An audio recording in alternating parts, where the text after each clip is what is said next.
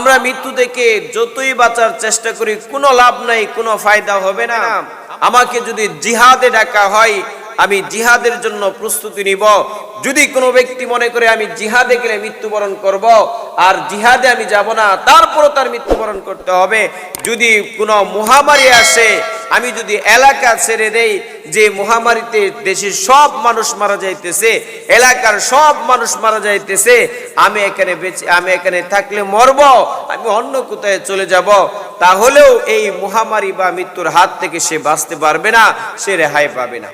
কারণ হলো আল্লাহ পাক রব্বুল আলামিন সূরা বাকারার 243 নম্বর আয়াতে উল্লেখ করেন, ও নবী আপনি তাদের কি দেখেন নাই যাদেরকে আমি আল্লাহ পাক রব্বুল আলামিন বললাম মরে যাও, তারা মরে গেল।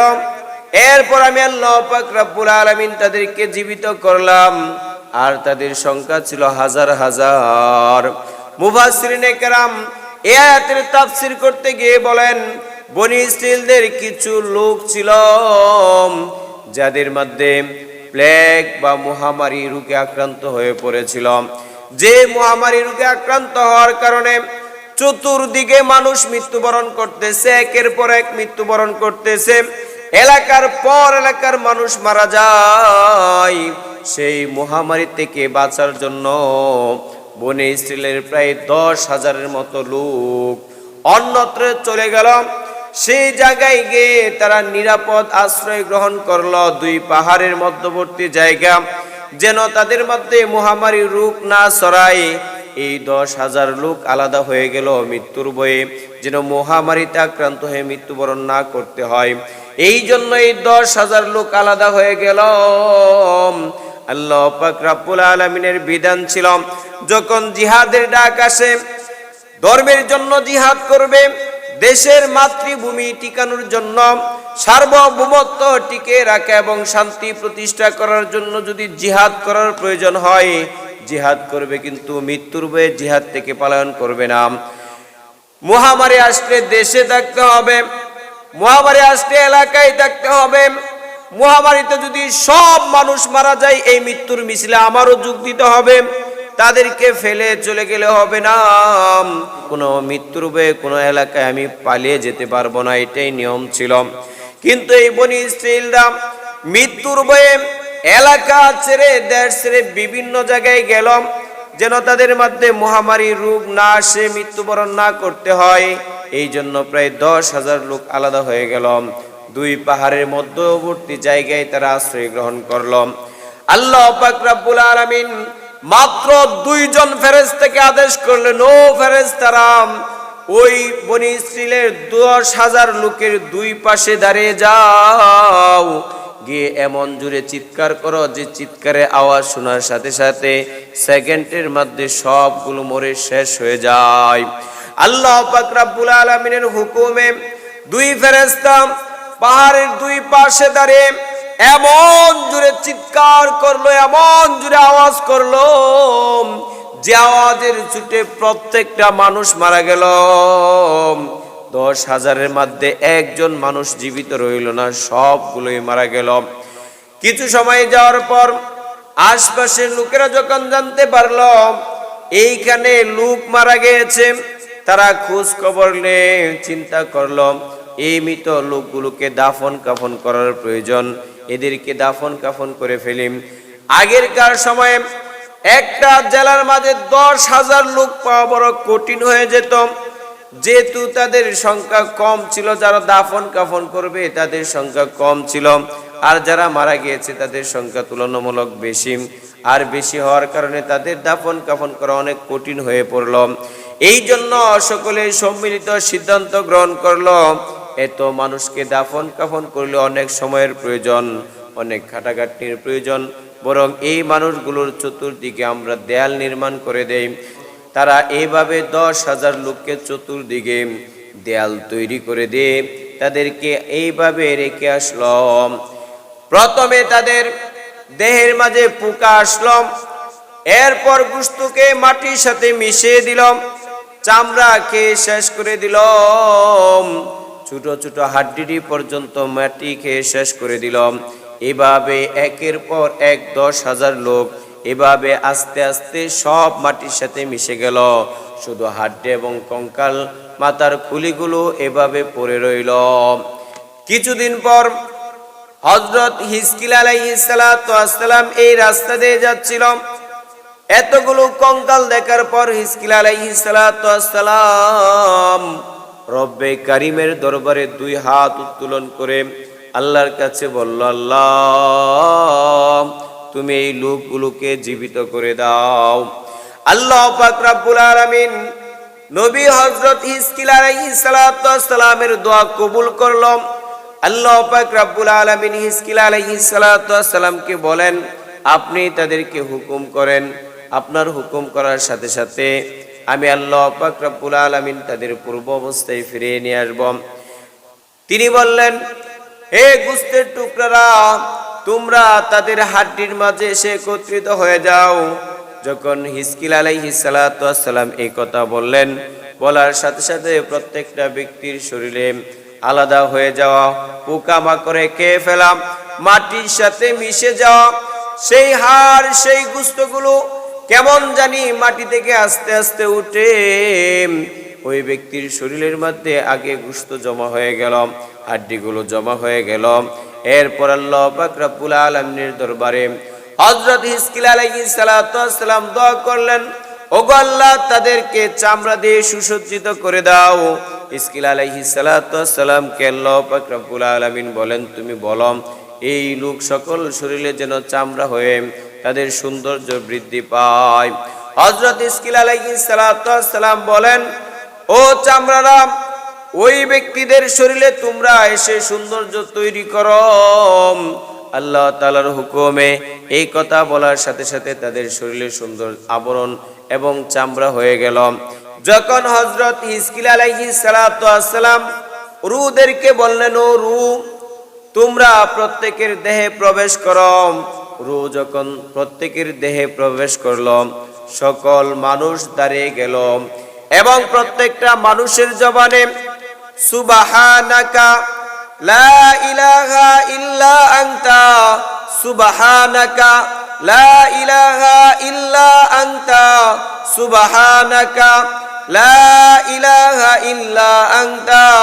এই দোয়া বের হয়ে আসতেছে, আল্লাহ তুমি পবিত্র, তুমি মহান, তুমি শ্রেষ্ঠ, তুমি ছাড়া কোনো ইলা নাই, কোনো মাবুদ নাই।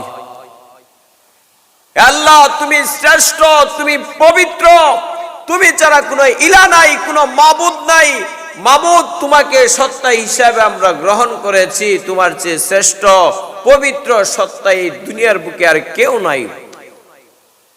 যখন আল্লাহর দরবারে এই মানুষগুলো এই কথা বলল, এরপর একজন আরেকজনের দিকে তাকানো শুরু করল। তো ওই লোকগুলো এদিক ওদিক তাকানো শুরু করলো।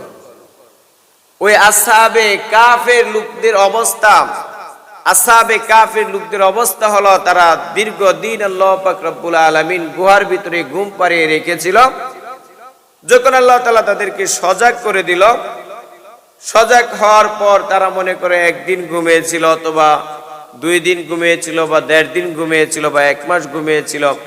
তারা যখন তাদের হাতের দিকে তাকালো, নখগুলো লম্বা, চুলগুলো লম্বা, তখন তারা চিন্তা করলো, না আমরা আরো বেশি সময় ঘুমিয়েছি। তারা যখন ক্ষুধা আসলো, খাবার কেনার জন্য তাদের কাছে যে টাকাগুলো ছিল, সেই টাকাগুলো নিয়ে দোকানে গেল। দোকানে যাওয়ার পর দোকানের মালিকের কাছে মালপত্র কিনে যখন টাকাটা দেয়, তখন বলতেছে এই টাকা তো অনেক দিন পুরনো টাকা। বলতেছে কত দিন আগে, যে অনেক অনেক দিন আগের পুরনো টাকা। কারণ এই টাকা যে তৈরি করেছিল, ওই বাদশার যুগ, ওই আমল যুগ পার হয়ে আরো অনেক যুগ পার হয়ে গিয়েছে, এ তো অনেক আগের টাকা। তারা তাদের ঘুমানোর অবস্থাটা জানতে পারলো, যে আমরা কত দিন ঘুমিয়েছি, তারা সেটা আন্দাজ করতে পেরেছে। ঠিক এভাবে বনি ইসরাইলের 10,000 লোক যখন এদিক ওদিক তাকানো শুরু করলো এবং চিন্তা করলো, আমাদের এই অবস্থা কেন, আমরা এই হালতে কেন, আমরা কি অবস্থায় ছিলাম সে অবস্থায় ফিরে আসলাম। এখান থেকে আমাদের 2টি বিষয় শিক্ষণীয়। এক নাম্বার বিষয়, আমরা যদি মৃত্যুর ভয়ে কোথাও পালিয়ে যাই তারপরে মৃত্যুবরণ করতে হবে। দুই নাম্বার বিষয়, আল্লাহ পাক রব্বুল আলামিন দুনিয়াতে মানুষকে জীবিত করেছেন, যে অবস্থায় যে সময় মৃত্যুবরণ করেছেন, আবার যখন জীবিত করেছে তারা মনে করে যে তারা সে আগের অবস্থায় আগের পরিস্থিতিতে মাঝখানে অল্প সময় 1 বা 2 দিন সময় অতিবাহিত হয়েছে, তাদের কাছে এমন মনে হয়।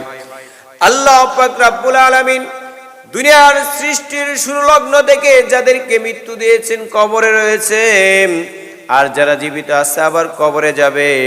কাল কিয়ামতের ময়দানে সবাইকে যখন উত্থাপন করা হবে তখন তাদের নেককারদের কাছে মনে হবে মাত্রই ঘুমিয়েছিল, আর বদকাররা বলবে যে আমরা কত দিন পার করেছি, এরপর আজকে হাসরের ময়দানে উপস্থিত হতে পেরেছি।